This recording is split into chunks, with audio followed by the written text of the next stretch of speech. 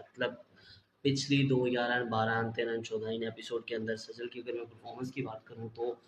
Award तो पहले भी शायद सजल को मिल ही चुके हैं, लेकिन शायद अवार्ड से कुछ बड़ा सजल आप डिज़र्व करती हो इस परफॉर्मेंस के लिए, और आपने प्रूव कर दिया कि भाई सजल वाकई में शेरनी है। अपने परफॉर्मेंस जिस हिसाब से उसने दी है ना इन 2 एपिसोड्स के अंदर, इन 4 एपिसोड के अंदर, सॉरी टू से, एंड डेफिनेटली बहुत मतलब किल परफॉर्मेंस थी सजल की। अगर मैं पिछली एपिसोड की बात करूँ, टैंकी वाली एपिसोड जो कि बहुत फेमस हुई, टैंकी वाली एपिसोड,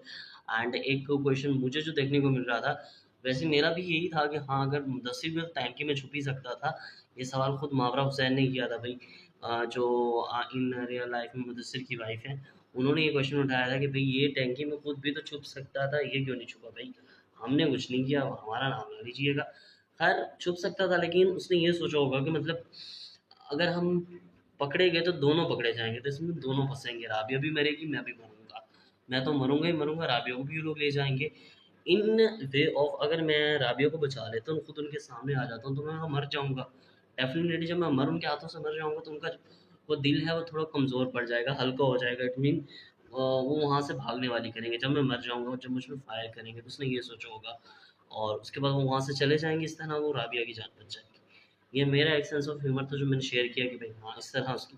सोच थी, और डेफिनेटली होना भी कुछ इस तरह था कि हाँ, उसने रबिया को बचाने के लिए उसको टैंकी में छुपा दिया, एंड टैंकी में जब उसको छुपा दिया तो उसके बाद वो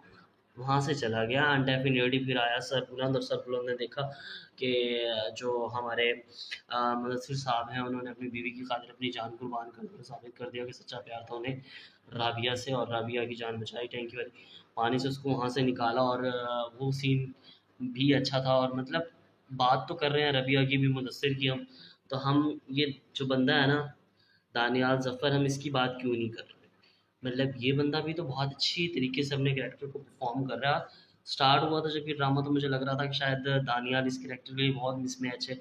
या हम कोई अपनी स्टार्टिंग ऑब्जर्वेशन लगा देते हैं। तो मेरी भी स्टार्टिंग ऑब्जर्वेशन यही थी कि मतलब मुझे बहुत अनफिट लग रहा था, मुझे लग रहा था कि ऐसा नहीं है, हाँ ये वो, बट आई फील अब मुझे ये फील होता है कि ये बहुत अच्छी कास्टिंग थी। दानियाल ज़फ़र वाक़ई इस कैरेक्टर के लिए बहुत अच्छा लगता था। मुझे वो सीन बहुत अच्छा लगा, जहाँ पर वो रबिया को खड़ा होकर बता रहा होता है कि हाँ, तुम्हारे बारे में, मेरे बारे में तुम्हें बताया होगा मुदस्सिर ने, मैं उसका दोस्त हूँ, एंड वो मेरे भाइयों की तरह था, और वो उसको बता रहा होता है, फिर उसको कहता है कि मैंने यहाँ पर जो है तुम्हारा गलत नाम लिखवाया।